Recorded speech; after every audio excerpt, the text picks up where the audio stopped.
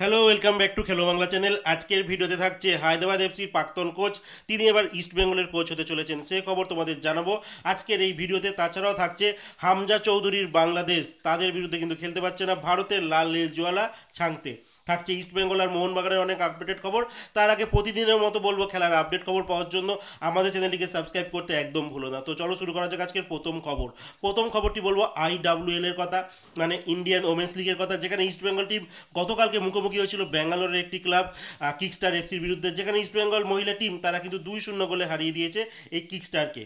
আর এই ম্যাচে ইস্ট বেঙ্গলের দুটি গোল করেন হচ্ছে আশালতা, তিনি 33 মিনিটে গোল করেন, আর 64 মিনিটে সুলঞ্জনা গোলটি করেন। ইস্ট বেঙ্গল টিম এই মুহূর্তে 8 ম্যাচে 21 পয়েন্ট নিয়ে তারা 1 নম্বর স্থানে কিন্তু রয়েছে। আর দ্বিতীয় স্থানে রয়েছে কিন্তু গোকুলাম কেরালা, তারা সমসংখ্যক ম্যাচ খেলেছে, মাত্র 1 পয়েন্ট ইস্ট বেঙ্গলের থেকে পিছিয়ে রয়েছে। তাদের গতকালকে ম্যাচ ছিল, তারা কিন্তু 3-1 গোলে তাদের ম্যাচ তারা জিতেছে। আর ইস্ট বেঙ্গলের মহিলা টিম যদি এইবার IWL জিততে পারে, তাহলে ইস্ট বেঙ্গলের কাছে কিন্তু পরের মরশুমে AFC খেলার ছাড়পত্র কিন্তু এসে যাবে। পুরুষ টিম এই বছর তো ভালো পারফরমেন্স করতে পারেনি, আর সুপার কাপ যদি তারা কিছু করতে পারে, যদি জিততে পারে, তাহলে কিন্তু তারাও একটা AFC খেলার চান্স পাবে। বাট এই মুহূর্তে দাঁড়িয়ে পুরুষ টিমের চান্স খুবই কম, যা পারফরমেন্স তাদের চলছে। বাট মহিলা ফুটবল টিমের কাছে কিন্তু ভালো একটা সুযোগ আছে। তারা যদি IWL জিততে পারে, তাহলে পরের মরশুমে ইস্ট বেঙ্গলের ওমেন্স টিম AFC খেলার ছাড়পত্র পাবে। যাই হোক, এরপরে যে খবরটি বলবো RFDL এর কথা, মানে রিলায়েন্স ফাউন্ডেশন ডেভেলপমেন্ট লিগের কথা, যেখানে মোহনবাগান সুপার জায়েন্ট গতকালকে মুখোমুখি হয়েছিল গাড়োয়াল হিরোসের সঙ্গে। তারা এই ম্যাচটি 1-0 গোলে কিন্তু হেরে গেছে। আর দ্বিতীয় ম্যাচটি ছিল গতকালকে, সেটা ইস্ট বেঙ্গল এফসি মুখোমুখি হয়েছিল সুবেদা দিল্লি এফসির সঙ্গে। ইস্ট বেঙ্গল টিম 10 জনের হয়ে গেছিল, তারপরও ইস্ট বেঙ্গল টিম 4-1 গোলে কিন্তু হারিয়ে দিয়েছে সুবেদা দিল্লি এফসিকে। যেখানে ইস্ট বেঙ্গলের হয়ে 12 মিনিট আর 62 মিনিটে সুরজিৎ গোল করেন, গুরনাজ পেনাল্টি থেকে 65 মিনিটে গোল করেন, আমান 83 মিনিটে গোল করেন। East Bengal ultimate zonal champion হয়েছে তাদের গ্রুপে। আর রানার আপ হয়েছে মোহনবাগান সুপার জায়েন্ট। আর 3 নম্বর দল হিসেবে কিন্তু ডায়মন্ড হারবার এফসি, এই তিনটে টিম তারা ন্যাশনাল স্টেজে কিন্তু চলে গেল, মানে ফাইনাল রাউন্ডে তারা চলে গেল। আর গাড়োয়াল হিরোস আর সুবেদা দিল্লি কিন্তু তারা কিন্তু আউট হয়ে গেল এই মানে টুর্নামেন্ট থেকে।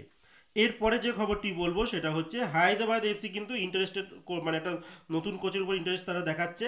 সেই কোচটি আর কেউ নন, বর্তমানে কেরালা ব্লাস্টারের ইন্টারিয়াম যে কোচ রয়েছে, পোল্যান্ডের কোচ থমাস টর্চ, তার উপরে কিন্তু ইন্টারেস্ট রয়েছে হায়দ্রাবাদ এফসি পরবর্তী মরশুম, মানে নতুন মরশুমে তাকে হেড কোচ করার জন্য। এই কোচটি কিন্তু বর্তমানে কেরালা ব্লাস্টারের দায়িত্ব সামলাচ্ছেন। আর কেরালার কোচ জানোই, মিকেল স্টিয়ার, তিনি কিন্তু মাঝপথে পারফরমেন্স বাজের জন্য ছেড়ে চলে গেছে। আর এই টমাস টর্চ কিন্তু একটা সময় মোহনবাগানের অ্যাসিস্ট্যান্ট কোচও ছিল। তো যাই হোক, একটা ভালো কোচ, দেখা যাক হায়দ্রাবাদ এফসির পদে যদি, মানে হেড কোচের দায়িত্ব তিনি যদি আসেন, কেমন পারফরমেন্স তিনি দিতে পারেন নতুন মরশুমের জন্য। এরপরে যে খবরটি বলবো, হামজা চৌধুরী বাংলাদেশ, এই মুহূর্তে বাংলাদেশ টিম তাদের বাইরের দেশ থেকে সব খেলোয়াড়দের নিয়ে এসে নিজেদের টিমটাকে শক্তিশালী করছে। আর এটা সাউথ এশিয়ার সব দেশই মোটামুটি করছে, শুধু ব্যতিক্রম ভারত। আর তাদের টিমটা এই বছর যথেষ্ট শক্তিশালী টিম করেছে। আর ভারতের ম্যাচ রয়েছে 25 তারিখে, মার্চ মাসে AFC কোয়ালিফিকেশনের ম্যাচ রয়েছে, আর একখানা ম্যাচ আছে তার আগে মালদ্বীপের সঙ্গে। আর এই দুটি ম্যাচেই কিন্তু ভারতের নির্ভরযোগ্য একজন ইম্পর্টেন্ট খেলোয়াড় লাল রেঞ্জওয়ালা ছাংতে, তিনি কিন্তু খেলতে পাচ্ছেন না। যা খবর পাওয়া যাচ্ছে তার চোট লেগেছে, তিনি কিন্তু ন্যাশনাল যে ক্যাম্প হচ্ছে সেখানে তিনি যোগদান করেননি, তার চোট রয়েছে। আর তিনি দুটো ম্যাচ কিন্তু খেলতে পারছেন না, যেটা ভারতের জন্য কিন্তু চিন্তার বিষয়। কারণ AFCতে আমরা ভালো কিছু পারফরমেন্স করতে গেলে বাংলাদেশ ম্যাচটি থেকে আমাদের 3টি পয়েন্ট কিন্তু তুলতেই হবে, কারণ আমাদের এটা হোম ম্যাচ। যাই হোক, একটা বাজে নিউজ। এবার কোচ ম্যানুয়েলো মার্কুয়েজ, তিনি তার জায়গাটায়, মানে এই শান্তের জায়গাটায় কাকে ট্রাই করে সেটা এবার দেখার। কারণ আমরা কিছুদিন আগে দেখতে পেয়েছিলাম সুনীল ছেত্রী কিন্তু রিটায়ারমেন্ট মানে কাটিয়ে আবার রিটার্ন চলে এসেছে ইন্ডিয়ান ন্যাশনাল টিমে। মানে গোল করা লোকের কিন্তু এখনও অভাব পাওয়া যাচ্ছে, যার জন্য আমরা সেই সুনীল ছেত্রীর উপর আবারও ভরসা করতে হচ্ছে। এরপরে লাস্ট যে খবরটি বলবো, থাংবয় সিংটো হায়দ্রাবাদ এফসির একটা সময় কোচ ছিল। একটা মরশুমে আগে যদি আমরা দেখি যে এই থাংবয় সিংটো হায়দ্রাবাদ এফসির দায়িত্বে ছিলেন, তখন হায়দ্রাবাদ এফসি ফিনান্সিয়াল অনেক প্রবলেম চলছিলেন। তারপরও কিন্তু স্বদেশি খেলোয়াড়দের নিয়ে দারুণ একটা পারফরমেন্স দিয়েছে এই কোচ। আর এই কোচকেই কিন্তু এবার ইস্ট বেঙ্গল টিম কোচ করাতে চলেছে তাদের ক্লাবে। এবার বলে রাখি, অস্কার বুনোজের জায়গায় নয়, আর বিনো জর্জের জায়গাও নয়।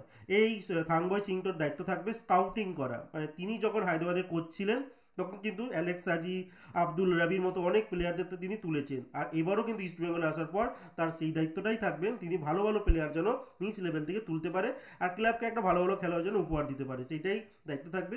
স্কাউটিংয়ের দায়িত্বে তাকে মানে কোচ হিসেবে কিন্তু আনা হচ্ছে নতুন মরশুমের জন্য ইস্ট বেঙ্গলে। তো আজকের মতো খেলার খবর এতটুকুই। ভালো থেকো, সুস্থ থেকো, দেখা হচ্ছে নতুন আরেকটি ভিডিওতে।